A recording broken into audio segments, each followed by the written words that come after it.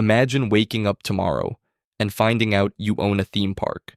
Not Disneyland, not Universal, yours. A place filled with towering roller coasters, incredible shows, giant castles, and thousands of excited families walking through your front gates every morning. Sounds like the dream job, doesn't it? Well, before you start designing the world's fastest roller coaster, there's one small problem.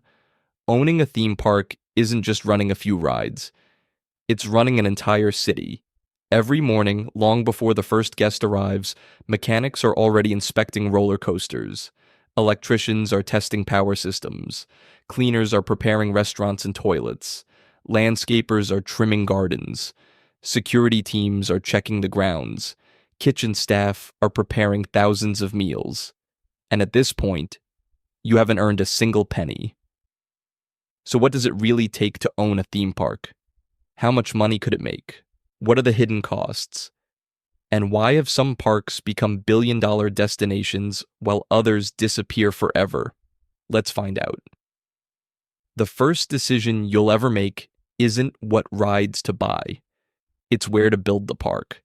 You could build the greatest theme park in history, but if nobody can get there, it doesn't matter. That's why location is everything.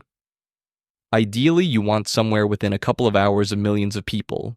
Easy motorway access is essential. Public transport is a huge advantage, and if tourists can reach you from nearby airports, even better. The United Kingdom has one major advantage. The population is relatively concentrated, meaning millions of potential visitors live within driving distance of a single location. The downside? Land is expensive. Planning permission can take years, and British weather isn't exactly famous for cooperating. The United States offers almost the opposite. More space, longer operating seasons in many states, and in some regions, significantly cheaper land. But build in the wrong place, hundreds of miles away from major cities, and you've just created a very expensive park that hardly anyone visits. Finding the perfect location isn't about buying the cheapest land. It's about finding the best balance between accessibility, population, tourism, and future expansion. Because if your park becomes successful, you'll almost certainly want to grow.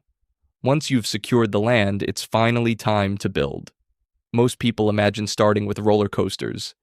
In reality, you start with roads, electricity, water pipes, drainage systems, parking, restaurants, warehouses, maintenance workshops, and emergency access routes. You're basically building a miniature town before you build a single attraction. Then comes one of the biggest creative decisions. What makes your park different?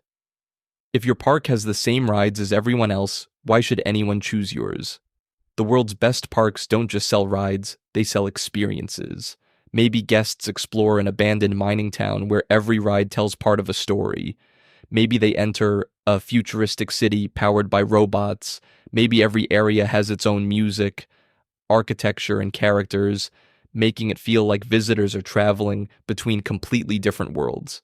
That's what people remember, not just the rides, the atmosphere. Speaking of rides, here's something many people don't realize.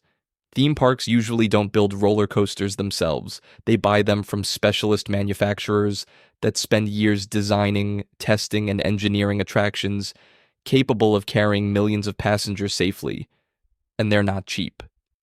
A world-class roller coaster can easily cost anywhere from £15 million to more than £30 million before you've even built the queue, themed scenery, or station building around it. That's one ride. Which is why choosing the right mix of attractions is so important. A common mistake would be filling the park with huge thrill rides. They look fantastic in advertisements, but families are usually your biggest customers. If parents, grandparents, and younger children don't have enough to do, they'll simply visit somewhere else. The most successful parks offer something for everyone: gentle rides, dark rides, live shows, interactive attractions, play areas, seasonal events, and a handful of headline roller coasters that everyone wants to experience. Then there's capacity.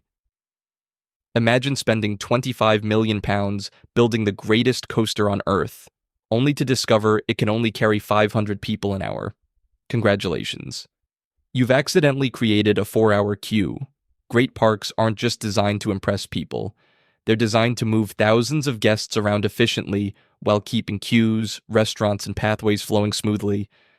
By opening day, you've probably spent hundreds of millions. The gates finally open. Families begin pouring inside. Now the real work begins. A theme park never truly sleeps. When the last guests leave at night, most people think the day is over. In reality, an entirely different shift is just getting started. Mechanics begin inspecting rides, tracks are checked for wear, wheels, brakes, sensors, and safety restraints are tested. Landscapers repair damaged flower beds. Cleaners prepare the entire park for the next morning. Restaurants restock their kitchens. Security patrols continue through the night. By sunrise, hundreds of people have already been working for hours. And that brings us to one of the biggest hidden costs of owning a theme park. Staff. A medium-sized park can easily employ several hundred people, while the largest parks employ thousands.